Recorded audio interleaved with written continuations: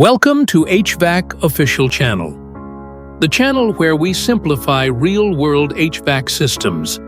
If you're new here, consider subscribing for practical and professional knowledge. In today's video, we're diving into BMS integration with chiller systems and how automation makes HVAC smarter and more efficient. A BMS, or Building Management System, is a centralized control system that monitors and manages HVAC, lighting, fire systems, and security inside a building.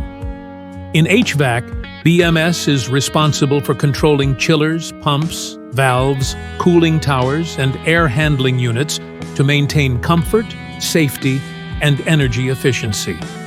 The chiller system is connected to the BMS through sensors, actuators, controllers, and communication protocols like BACnet, Modbus, or LANWorks.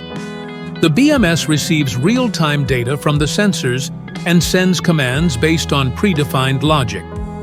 Key integration points include chiller, start-stop control, monitoring chilled water temperatures, and energy consumption tracking.